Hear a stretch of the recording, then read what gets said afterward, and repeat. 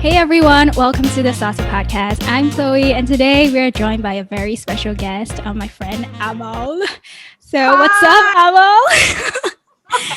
So happy to have Hello. you on here. How have you I am been? happy to be here as well. It's an honor. Thank you, Chloe, for inviting me. Been waiting for my turn, so it finally came. We are happy to have you to grace us with your presence and all your stories. Thank you. I am happy to, honestly, really, really. And you're like the perfect guest for today's episode because we're going to be talking about like crazy travel stories, right? Amal and I met through work a few years back, and I remember like when we were working at the factory, like we were the only like young ones, and then like, Uh-huh. and honestly, like I don't know what I would do without you. 'Cause, like, It was I a very bizarre time. So with the average age of people, I think before we came was probably like 40 yeah, or late 30s. We were yeah, one of the very few early 20s yeah. people at that point. So yes. Correct. And I know you have traveled to a lot of places, a lot of exotic places, like those places that people don't normally go to. And like you're just this crazy fun person, and you come back Not and grace us with all those like interesting stories. So that's why I think like well. it's so important to have you on to share with us because right now I believe like everyone's like missing traveling, right? And like we're just Crazy, crazy looking much, for yeah. ways, yeah, looking for ways to reminisce on it. So today's topic is really just for us to take a memory lane down all the crazy shit that we've done and could have I been mean, doing. I would like want to preface this by saying like I'm not the craziest person out there. So, but yes, I'd be more than happy to share a tale or two. I guess usually Yeah, situations happen to us more than me being crazy. But yeah. yeah, that's true. But what do you like about traveling? I know that you go like almost like every year, right? Back then, at least once. Yeah, At least once. I would say more than once. Oh yeah, you see. I've been pretty blessed. Yeah. Yeah. So usually amongst my Malaysian friends, I'm usually that friend where when people call, they have to ask like, hey, where are you at right now? So, but that was pre-COVID. So the thing is, yeah, because I've got this one friend for some reason, whenever she calls me, like I'm always at the airport flying off somewhere, and she's like, what? Okay, never mind. So but like in all honesty, I probably like traveled maybe I think like pre-COVID, like the 3 years preceding COVID, that was when I really amped up on my traveling. So I probably went to Mm, like 7, 8 countries in a year. so jealous.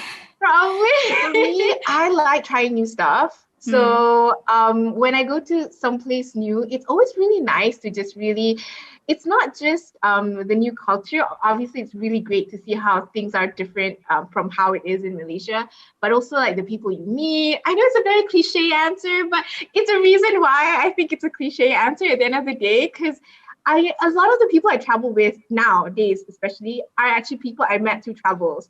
And like, we drive so well together, and we end up like making plans to travel again after that. So it's always really cool. And you get to meet all these cool people from other parts of the world. And then I meet their family members and I wow. attend their weddings. And so it's just a gateway for me to just live life through other people's lenses. I mean, I've Mm, only got mm. one life. So if I want to try and experience life Yeah, in a different lifestyle, yeah. I have my friends to, take me through their journey as well. So I don't know. It's a very beautiful way for me to enjoy the world, I guess. It's there for us for the taking. So I'm taking it. Well, that's a Of course, very this is made. I just have to say this is also made possible by the fact that where we work, we've got like quite a bit of days off, so that mm, helps. yeah, shouting out to employer for like benefits. Yes.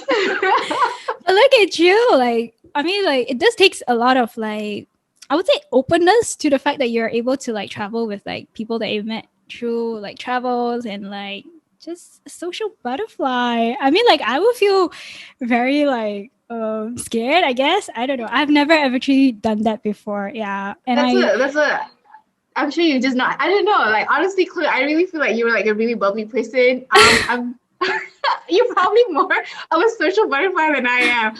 I just don't know why. Like, I think for me, it just happens that way. Maybe sometimes it's not all the time. Like, Yeah. I know when I said it, it probably sounds like I make friends all the time when I go out.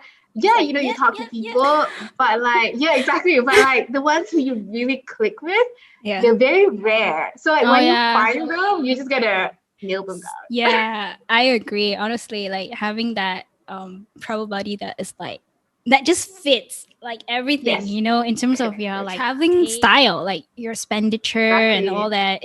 I think like it does, make a huge difference. And like when you travel, because you're together like 24/7, it just shows how much like they react in situations where are less ideal, less favorable, and like really tough situations, because things are bound to happen. You're gonna be really hot, sweaty, you're gonna be cranky, you're gonna lose your way, you're gonna meet weird things, weird people, and how do you react to that? Discover quirks and traits you never knew they had. That sweet girl you met on the street, she has a bad temper now. We totally can get in. We totally need to get into that story like later on. It's the people that makes everything. Like wherever where you work or where you travel, it's the people. So yeah, completely agree. Like it's always about the people. Like I don't care like what we are doing, but like who you do it with. My fondest memories of most of my travels are the ones where I'm sitting at the fireplace, at night. I just sipping coffee, and the other side is like, and then we were just talking about whatever, and the music's playing in the background, and it's just, oh my god, it's the best. That's the best. Yeah. Oh my god, I miss it so much. I miss it so much too. Yeah. Now that I can only live through like my memories and also like through photos. Exactly. But now I only watch fireplace videos on YouTube. Just to feel like it, right? Hello, not even with people. No, we can do like a watch party, and then everyone's just like imagining staring at the fireplace videos on YouTube. Oh my god, that's so silly. But what are some of the like funny stories or like crazy stories that you have? Oh my god. Okay. I have a few, but I would have to like preface like some of them I'm gonna have to probably keep anonymous. Of course. You can give them like a nickname. Yeah. Apple, probably orange. I have to do that. Okay, maybe I won't start like with too crazy yet, but I think the last trip that I went before COVID hit was basically with a friend I met in the States. So we actually attended summer camp. We worked in a summer camp in the States like for 3 months together, and then like we met on and off for travels then from like 5 years back until now. So she actually came to Malaysia. Finally, we've been talking so much about her coming to Malaysia. But one thing that I'd have to tell you about her is she's a bit insane, a little insane in the sense that she's the most friendly person you'll meet, but she'll just like talk to anyone and just does whatever she wants, right? So I brought her to Malaysia, and then we ended up going to Sabah. Right. I wanted her to like, travel and like learn to dive. So, we could, go diving together finally and stuff. But we were on this island called Mabul because I wanted to take her to Sipadan Island. All right. So there was the first night itself, we checked in, and then we got a warning from the people at the reception saying like, hey guys, we're going to do some fumigation on this day. So, at 5 p.m. later, please make sure to go to the deck. The dock basically, so that we can get the fumigation done and everything. I think it was because of mosquitoes or something. I don't know. Usually, what happens in Malaysia is that if there is a case of Aedes or something that has cropped up, then they have to do fumigation. So it probably was that. I'm not entirely too sure. What I knew was that 5 p.m. rolled down, and then so I told my friend, like, we gotta go. Like, you don't want to be breathing on all this smoke when it happens. And she's like, oh, I'm gonna. She's like, I'm lazy, I want to go. And she was like taking her time, but we finally did make our way to the deck though. Right. Like, I managed to drag her out. And she's like, oh crap, I forgot. I think she forgot like her phone or something because she didn't want to be there the whole time. So he's like, Amal, we gotta go back. Like, I cannot be here. If we have time, it's fine. And I was like, no, it's already fine. We can't. I in general, I'm a good girl. Okay, I stick to the rules. Somebody says like no entry, it means no entry. Yeah. But this girl, okay. So she was like, it's fine, we have time. So she drags me back. Right. In, right. And it already started. I mean, like the fumigate, because I can hear it starting. It's just like it's fine. We'll just like run. And our room was basically all the way to the back. We didn't get like the really expensive one with facing the ocean front. It was still a really nice place, but it was further back. So we ran back. And whilst we were inside, like, she's like, okay, I'm just gonna use the toilet before we go and everything. And then the next thing I know, I opened the door so we can run out. I was just like, what? Like, what? Like, it was so bad. Like, you can't even see anything at all around you because it was like the fumigation had started and it was like really thick white smoke just going all around. And I opened it and some of it came in and we just started like coughing and gagging because some of it started to come in. So then I was like, oh shit, we cannot. I'm so sorry. Am I not supposed to like curse in this? No, it's okay. Okay. Go ahead. When I get excited, I just roll out, the words just come out. Okay. But so at that point I'm like, okay, we cannot go at this rate because the journey itself to run out, it's going to be like way too long and you cannot see anything. Like we could trip on like tree roots and stuff. And, along the way, it's a winding path as well. So like we just slammed the door back and I was like, oh my God, this is how we die. This is how we die. Crisis mode. I took some lessons on, I know it was a very fudged up fire safety lesson, I suppose. So I just basically told her, okay, you know what? Like, go and grab whatever cloth you can find. We need to like barricade whatever holes we have in the room. Like the door had like a small opening. I was like, wet that cloth, put it underneath there, and then like I grabbed the fan and then I turned it. It was a standing fan, so I had to like face it towards the door so that any smoke that came out through the door opening would just like fly out again. I mean, theoretically in my head that would work. I travel light. My friend does not travel light, so we ended up using most of her clothes. But still, like, I just basically had to stuff like things all around. I ended up having to like hold on to cloths like the whole time because the opening at the top, we couldn't stuff anything in. Anything we stuffed in would just fall. So I was basically just like hanging by the door, just like flattening myself on the door like for 30 minutes so that, I could stop the smoke from coming in. And that was how we spent the first day, the 30 minutes of the first day of we arriving at the hotel, like, almost dying. At that point. But I have to tell you, the smoke still came in. We were still coughing and gagging, but happy to report that I am alive, as you can see sitting here. She's fine as well. I cannot say that we did not lose a couple of brain cells, but the fact that, we disobeyed everything probably proves that we didn't have much to begin with. That one was honest. I know I usually say like crazy things tend to happen to you, but some stuff, it was because of stupid actions I did. That was one story I had where I almost died from, being gassed to death with a friend because we couldn't listen to instructions. Yeah, like, but did she regret it afterwards? I mean, no, she's incorrigible. No. Honestly, she's that friend who always has stories to tell. And this is the reason why she has so many stories to tell. She's just lucky she hasn't died. Yeah. Because that's true. Exactly. Like just completely fearless, as I hear. She is. But honestly, Chloe, like I'd love for you to meet her one of these days. Yeah. If she comes back to Malaysia again, I think you guys can hit it off. Okay. She's really fun. Yeah, I would love to. Honestly, I mean, like, I'm gonna be looking forward to what three of us could end up doing. Yeah, I got a few friends I want you to meet though, so. So some of them are a bit insane. Oh, let's do it. But like, what about you? Like, any near-death experiences when you were on your trips or something? I think I almost got kidnapped once. Yeah, okay. It's like, right. Yeah.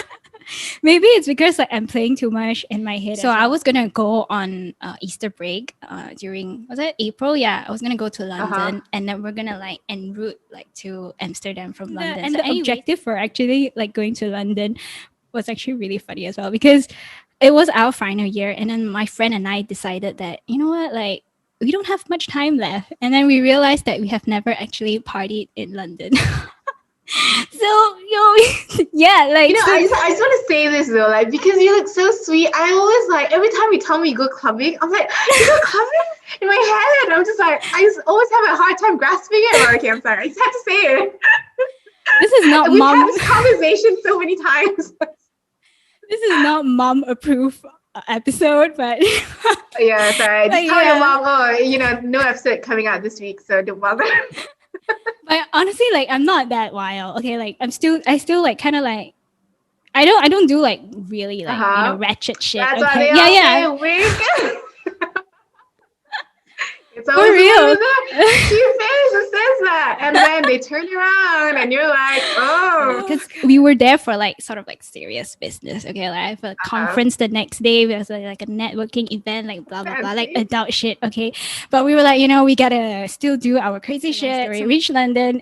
We all like get ready, and we were gonna go to the club. And I'm a very cheapskate traveler, super like cheapskate, and I like walking. I don't really like like if I can save any means of like transportation fare, I'll do it. Like I'll do it. So I went and obviously got lost because like I don't know where I was going. I was like using my Google Maps and like it was really dark. I couldn't find the place. Anyways, my direction sense is not very good to begin with, but yeah, but it's fine. It yes. happens. So most of the time, like when I reach somewhere, it's just by accident. It's like, Just pray to God, like, yeah, take the wheel. Yeah. It's like I think that is it. Like I just do about like trial and error. So, and my friend was really patient with me. Like she allowed me to still be the like tour guide, and she just like followed me despite I'm like, oh, like like back and forth. I think it's left. Yeah, I think 50% chance at this point, but hey. So then we ended up in a very dark alley. Oh my god! And like it just screams like bad vibes, right? Yeah, like bad vibes. And it was just the two of us, right? And like we couldn't. I mean, obviously with outsiders, there's really nothing much that we can do, even if we're like martial arts trained. Yeah. I mean, for those who don't know this, because it's only like a square. Like Chloe is a good cute size. I'm glad you didn't say fun size. A fun size means big. But you're a cute size. Oh yeah, cute size. Yeah. So then we kind of like wander around the alley for like maybe like a couple minutes, and then like. I mean, I try to like look around my surroundings and stuff. I was like, like, okay, like, is there anybody? Should I be running now? Like, should I be like walking faster? But it looks like we were at the back of the club, and I was just like, I'm sure there is an entrance somewhere that I can go in from here. So that's why I was like lingering around, and then all of a sudden, like that's what normal people do, Chloe. All normal people do. Like, let's go to the murder alley and hope for the best. I don't know why. Like, I was just so like, I was like stupidly bold, and then all of a sudden there were cars like parked at the roadside, and then there was three men, like really big men, like just like came out, and like it was just like literally like next to us, and then I was like, okay, like that's not normal. And he was like, hey, like, are you guys lost? And then I was like I don't think like I want to reply. And then they just kind of like followed us. Yeah, and they were in like the car, like inching, like you were walking, and then the car was following you. No, they came out of the car. Like, yeah, they opened their door and they came out of the car, like all three together. And like I was just like, oh my god, this is really bad. And then they were like, oh, do you need any help? And I was like, no, I don't need any help. And I just kind of like ignored them. Like I was like walking, and then they just kept on following us. And like, hey, I'm sure you need help or something like that. I was like, oh my god. Then I looked to my friend. I was like, you know what? This is the time that we should run. I think we just kind of like had a really quick reflex, and it was just run. And we had no idea where we were running. So like I just grabbed her, like we were just like holding each other, and then we just like run. And then like as we ran, was like, today's not a day to die. Today's not a day to die. Oh my god. Okay, but were they chasing you though? Yeah, they were. Yeah, they were. Like they were just like following us. To a great, I would say like a few meters. And then like we just kept running, and then it was very terrifying because like of the potential. Maybe they are nice people. I don't want to, I mean, okay, logically, right? If they were nice people and they see you running because they were scared, because you guys were scared of them, Yeah. You would not chase. Yeah, true that. True that. I mean, I Yeah. think you did yourself a solid by actually running. I mean, you were like, oh God, okay, I cannot Yeah. imagine. It Yeah, was bad. I've never had that happen to me though. Like, Oh being chased by people in that sense. Then my again, god. I don't necessarily, go to dark alleys in the middle of the night by myself. Yeah, I It only just, was an go to situations where I get accident. gassed to death, but not, go inside murder alley. So that's where our skewed logics defy. Amal. People don't make good decisions, but it's different sort of, bad decisions. Yeah, I mean, like, I blame the direction sense. Honestly, they brought me there. Okay, but Sure, sure. Let's blame that. Like, let's make it yeah, bad instead. dude, like, it was like, I think like I kind of like regret at that instant, like honestly, because it's really out of character as well to like, to do something like that. At least like you have like a few friends with you Yeah. to like do these kind of things. But I guess like, we were like, it's gonna be the last time, it's gonna be the last year. When you always count on like these last moments, you just end up Uh-huh. making really, really bad decisions. So funnily, it's like we just ran right through the right path right towards the club. And then we just So it ended up was there. Yeah. So it was like, I don't know how, but it just brought us there. And then it was huge. Like it was like a huge place because like where we come from, Newcastle, it's like really small. Like the clubs are really uh-huh. small, and like it was like a huge club. And then they had like security checks. They had like food booths outside, and it was like And you had like a whole luggage with you no. behind you. We already like put our stuff back All right, onto the okay. yeah. But it was like literally like once we landed there and got ready, and then we just like that like Right, then you dashed went to out. the club. Yeah, Okay. I yeah, thought you yeah. were going clubbing with the luggage because, Oh I was like, God, I have not reached that level yet, but right.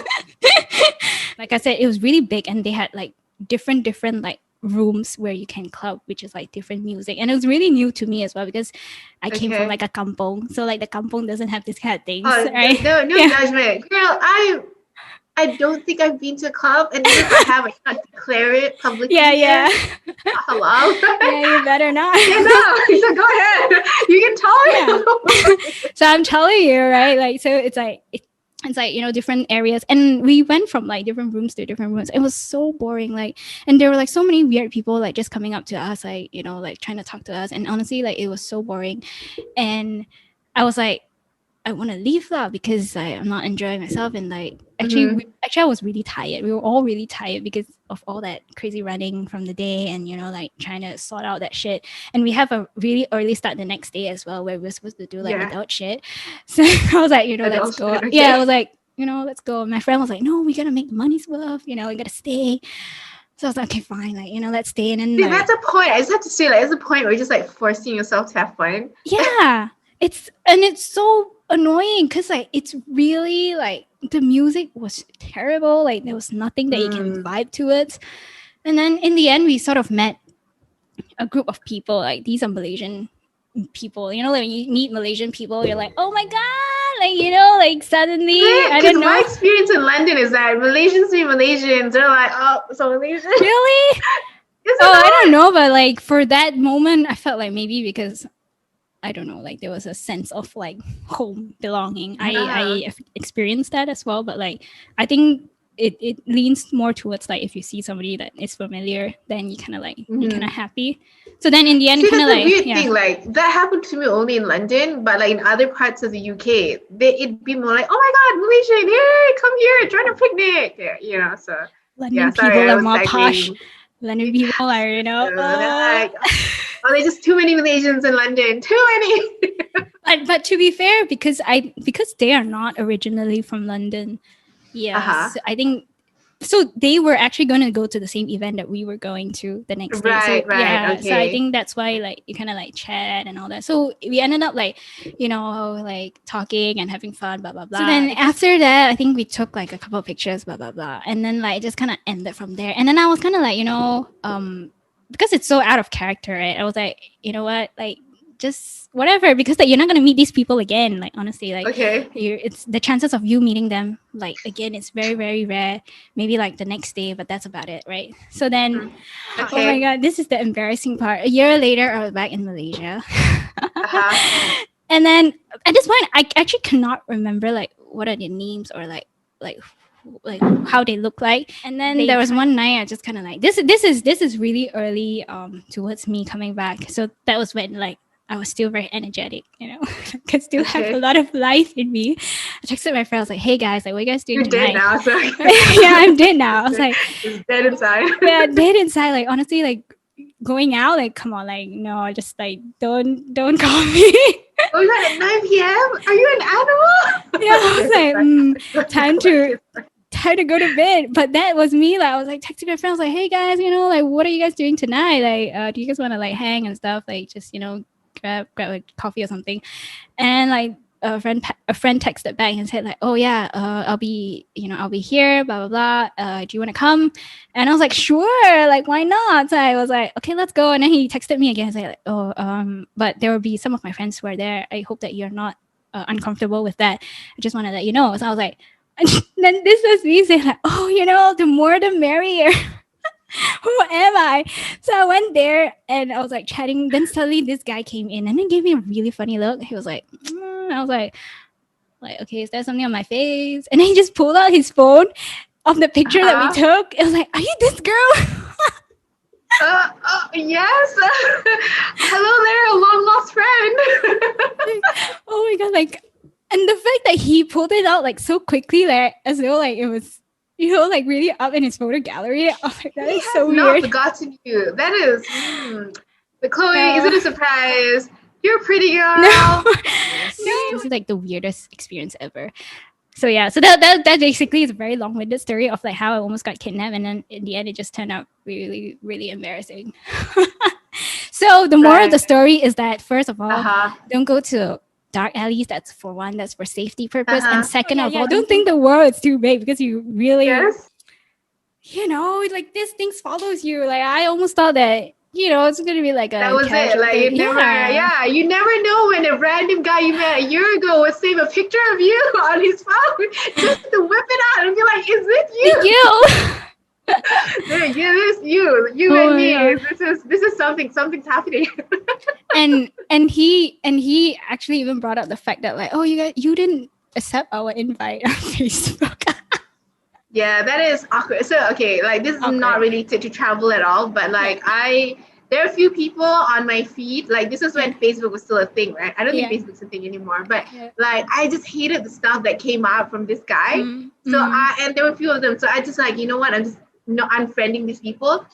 And like I got called out for it. Like this big dude, I was like, dude, you why would you like unfriend me? And I'm like, oh, sorry, it must have been a glitch or something. I added him again, and then it happened again, and I unfriended him again, and he called me out again. And I'm just like, come on, man, like you know that this is not like the first time. You should have just like had the decency to just ignore it. Okay, but so, okay, not really into travel, but yeah, okay, but like on the point of you.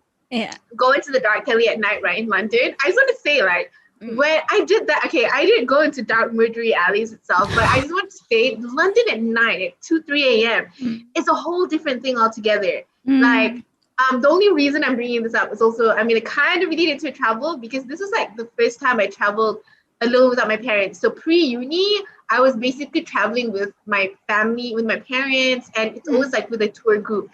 And then I went to London and I just discovered like I had a whole reality shift where I discovered like you don't have to go to tours with tour groups, you know, you can just make your own stuff and just go wherever you want. So it kind of like changed my world completely. So the first thing I did was basically plan a trip to London with my friend, because I was studying in Reading at that time. And so because we were cheapskate, and I tell you, right, like I am the ultimate cheapskate. I basically graduated from there, lifestyle inflation and everything, but like pre-work me was such a cheapskate. And we basically didn't like book any accommodation. We were just gonna like rough it out on the street at night. Like, okay, so we thought that, you know, like mosques in Malaysia are like open 24 hours. But you know what, we'll just go to a mosque and just like sleep there or something.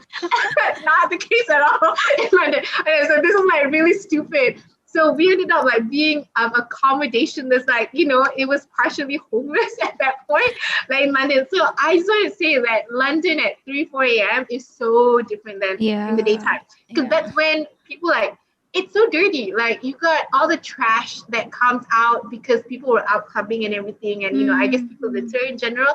But it just kind of like brought a whole different side that I didn't see before, because I've been to London before then, but that was the first time I was there at night. I don't know, I just found it like it's really different, and the people who are out at that time is a whole different, because daytime London is like people are always like rushing to go to their work, they're always running for something.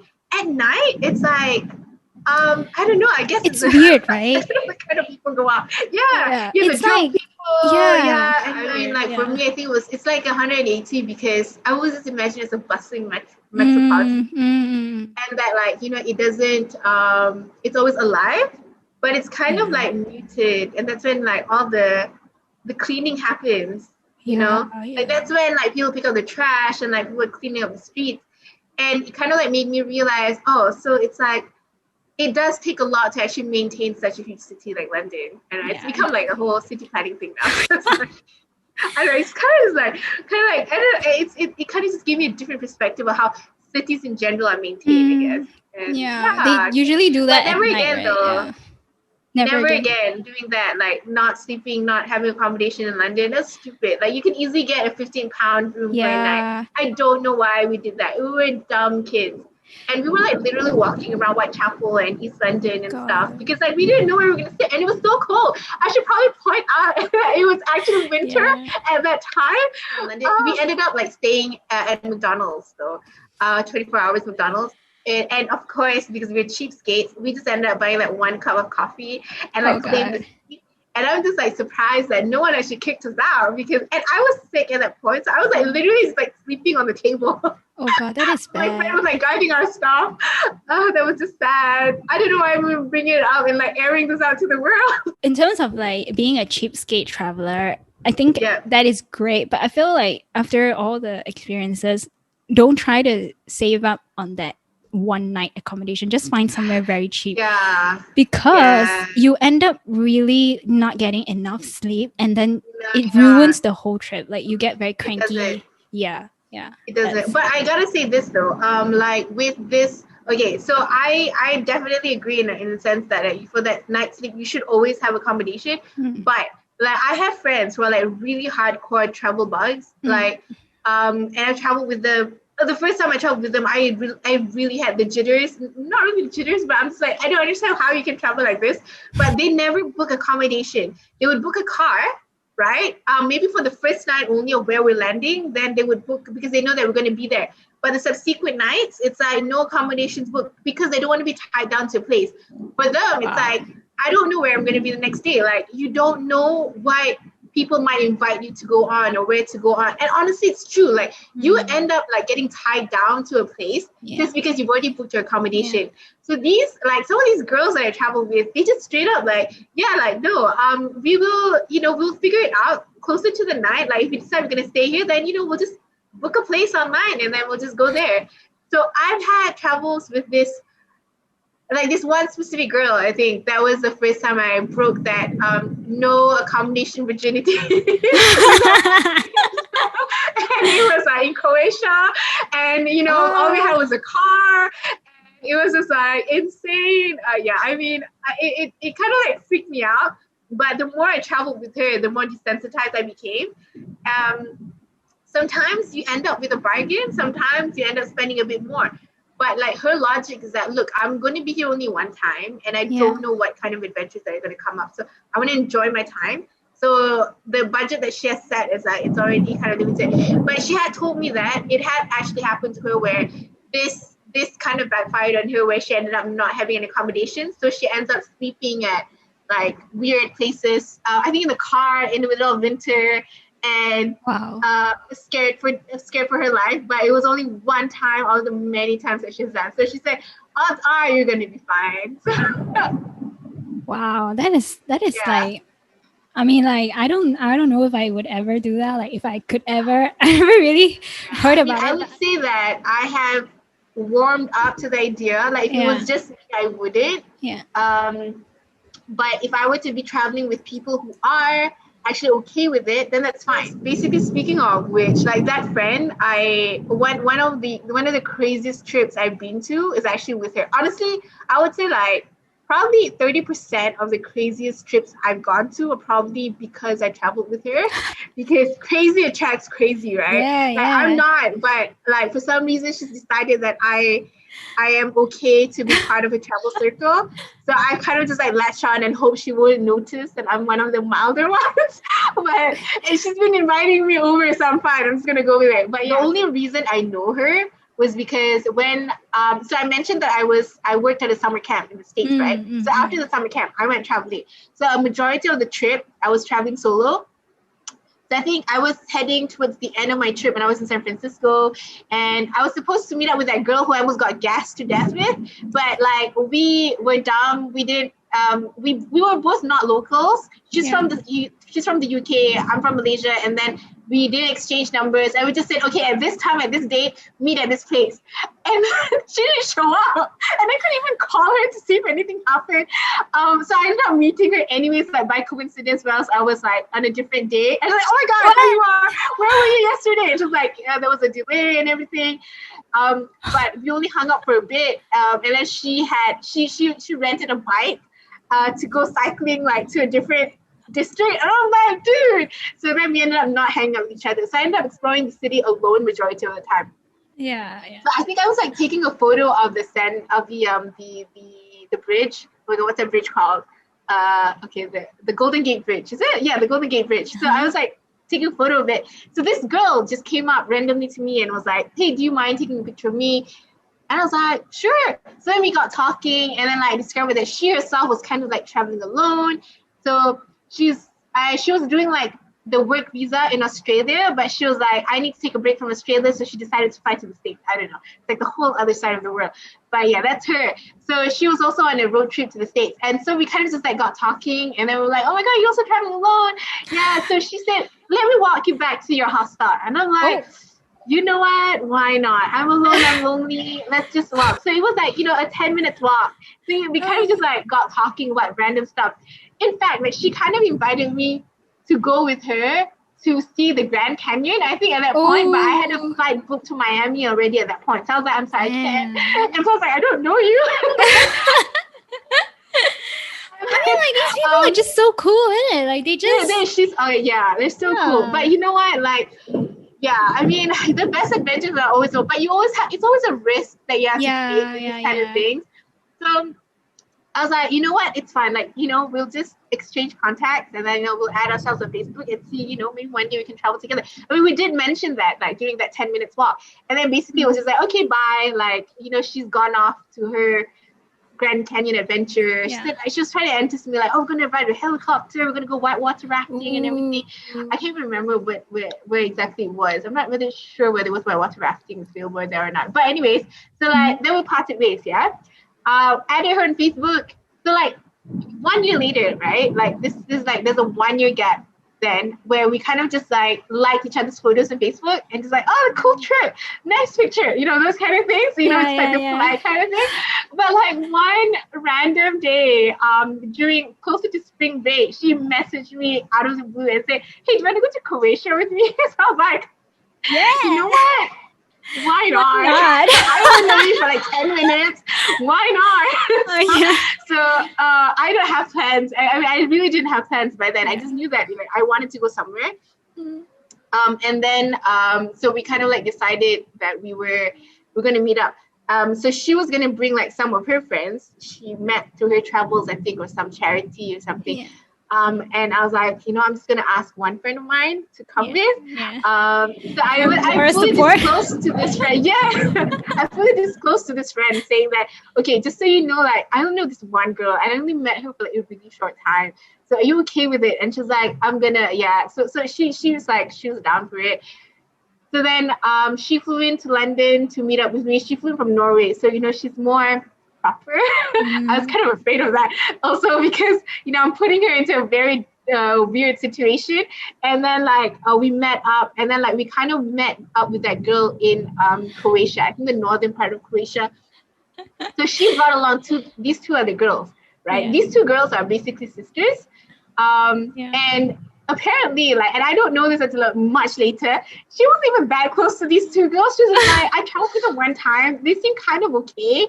So I kind of just like decided to just tag them along. I'm like, okay, so it's 5 of us. We kind of maximize the car. We split the car 5 ways. You know, so it's like really cheap. And even like throughout the trip itself, like, you know, we were still kind of like getting to know each other. We had that, you know, tension a little bit, you know, when it comes to getting to know each other. But it worked out. Honestly, but that's like maybe we can talk about it later. But, okay, so wait, hang on. Can we just give them like a name, like a right? Okay, so let's give my friend, my friend from Norway. Let's call her.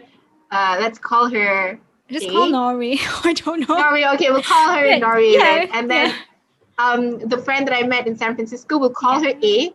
Okay. And then the sisters will call B and C, so that you know it'll be easier. Yeah. Okay. I don't really can remember A, B, C, and Norway. Early on, it was kind of okay. We cycled around, everything seemed fine, and then like day 2 came around, and then we kind of like drove to the lake. So we parked, went to the entrance, paid for the tickets. So like I said, there were like 5 of us. Yeah. Not bad. So then my friend A, the one I met in San Francisco, and let's call C, the sister of the girl who is the star of the story later on. So A and C, I have to preface saying, like, you already know my friend A is crazy because like she's the crazy one. C is also at her level in basically. So we basically started walking, and there were apparently, when you get to the park, there are 2 paths that diverge. You can take either one. So I think it's supposed to be a loop, but basically path 2 had a sign that says no entry. Path is closed, I think because of the landslide or something. So A and C, being A and C, decided that no entry means please go this way. They were like, oh, we're going to take that path, guys. Okay. And then Norway, myself, and B were like, no. So Norway, myself, and B, I have to say, we are boring. Okay, we're not boring people. Norway is actually pretty fun. Yeah. It's fun, but we don't want to get deported. You know, that's the main agenda, essentially, and the reason why we decided to take the boring path. So we split ways. So I ended up with B, which is the star of the story, right? The 2 of us. So the 3 of us basically like started walking, and the thing is, we passed by like a bunch of caves at that point. So this is where the weird thing started. Basically, this is like the pre to the actual event that kind of freaked me out a bit. So we started walking, went through some caves, and then she kind of just like grabbed our hands and was like, can you give me a sec before we enter the cave? And she kind of just like stayed away. And then she's like, okay, just stay a little bit further away. And I'm like, okay. Apparently she needed a moment. She's the one that kind of like claimed to have been possessed in general. Okay. So this is like before I saw any of it. And she grabbed our hands and said, like, just give me a moment. Can you guys just stay away a bit from me? Just walk. And then, like, just walk further away. So she kind of, like, distanced herself. But, like, when we were walking, right, and she was, like, behind us, we can actually hear her, like, mumbling something, like, talking by herself. And I'm like, so I kind of like, okay, at this point, like, it was only day 2 of us knowing her. I didn't want to like make things weird by just being like, hey, especially when we're in the cave.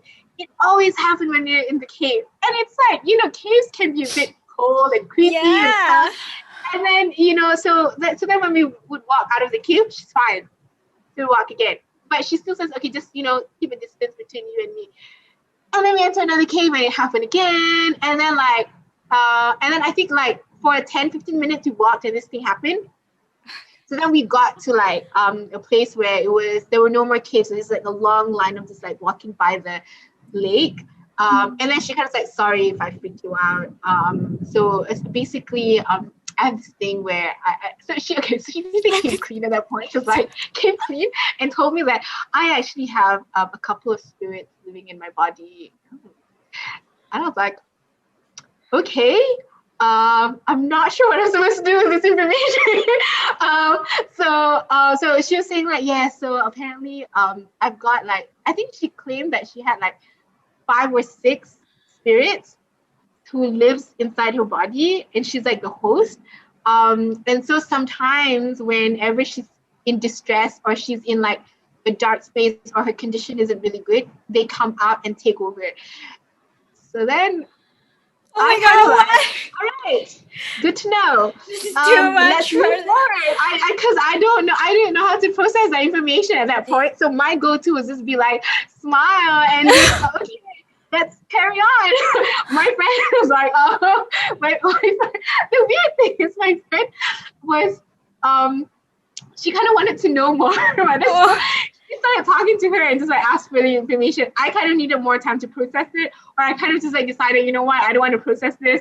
I just want to carry on with this trip and just have fun. So then that's okay. So then like, a couple of days passed, and whenever she was really cold or in the middle of the night, it would happen. Like at night, like no one wants to sleep with her because like the she spirit. doesn't, okay, so she's French, okay? So Yeah. I don't really understand. I mean, that I don't understand French to begin with, but apparently my friend says that that's not French. That's not any language in the world. She's speaking like a completely different language. Oh So my god, I'm apparently, getting chills. I'm like, okay, so none of us actually want to sleep with her. We all end up like huddling in a different room. But like in order to not offend her, we kind of just take turns. So myself and Norway, we end up like, because we've been friends. Sorry, that's a thunder. Okay, I just want to say like coming up, like the story involves quite a bit of thunder. So,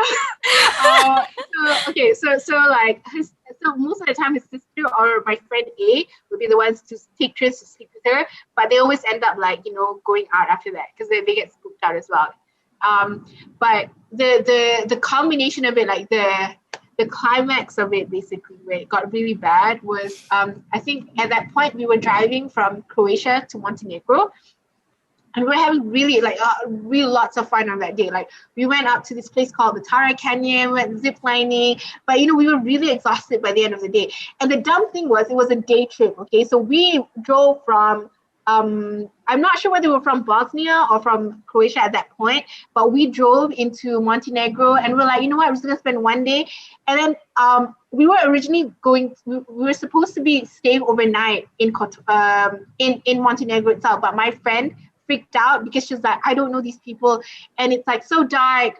She did not want to sleep over there. So just a not fun fact, but like a fact about Tara Canyon. It's a canyon, but it's basically a plateau, meaning that for you to get there, you actually have to drive up a mountain, all the way up to the plateau. So once you get to the plateau, it's really flat, but the journey itself was like a really winding road that goes up vertically. So you're literally driving like next to this abyss of nothingness on your side as you drive. And this is during the daytime we were driving, okay? So we kind of like got lost track of time whilst we were there.